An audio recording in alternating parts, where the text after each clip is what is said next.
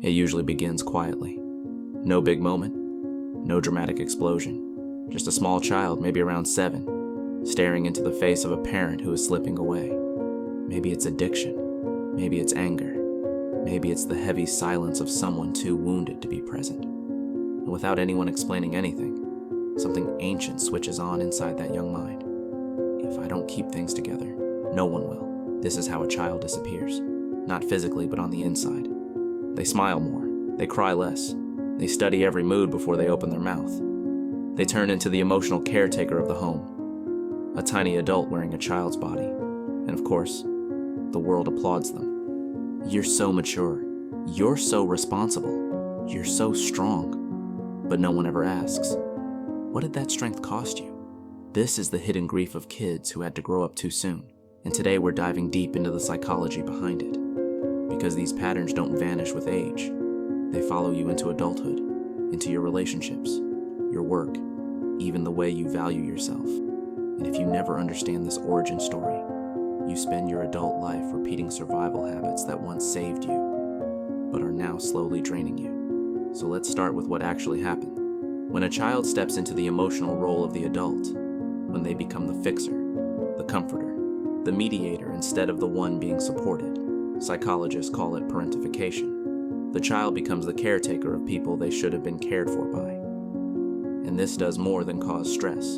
It reshapes the brain. A child forced to regulate their own emotions.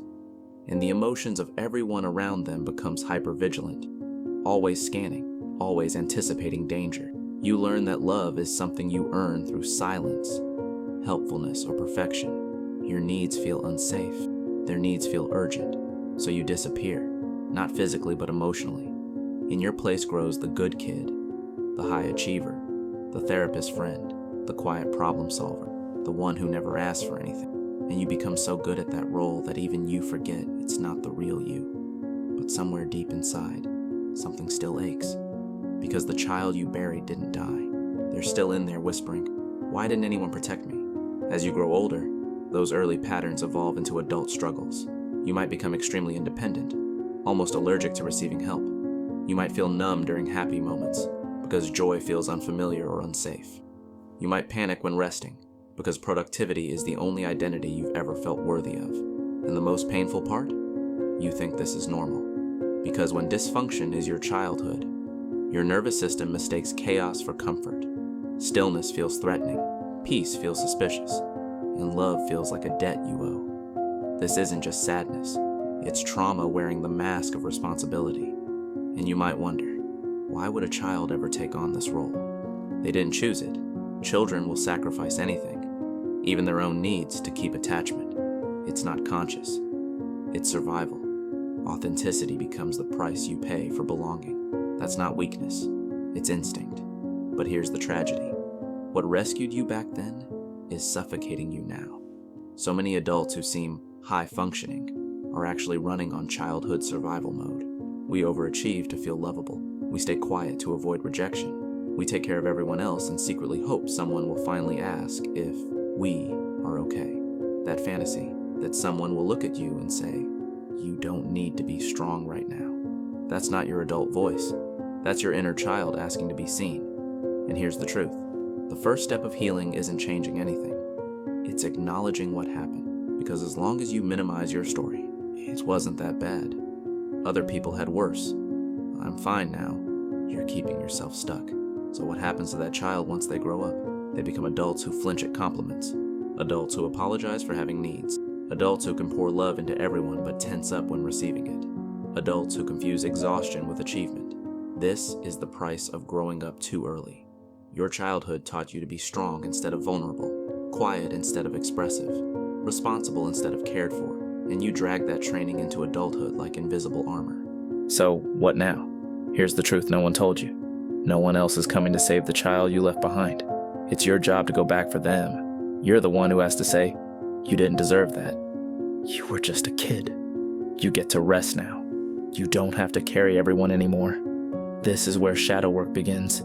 Not with pretending everything is fine, not with spiritual bypassing, but with turning toward the parts of yourself you ignored and saying, "I see you. I'm here now. I'm not abandoning you again." And yes, It's painful because it means feeling the grief you never had time to feel, the anger you swallowed, the sadness you hid, the needs you silenced. But that pain isn't a sign you're breaking down. It's a sign you're thawing. In adulthood, these childhood patterns show up subtly. You become the go-to emotional support for everyone. You struggle to say no. You feel guilty resting. You overfunction in relationships and wonder why you feel resentful. You accept crumbs and call it love. These aren't personality traits. They're coping strategies. And the beautiful part? Anything learned can be unlearned. One powerful question begins the shift. What did I need back then that nobody gave me? You may hear answers like safety, play, nurturing, someone who asked how I felt, permission to be a kid, and slowly you start giving those things to yourself. Not to rewrite the past, but to stop living in it. This is how you stop seeking parents and partners.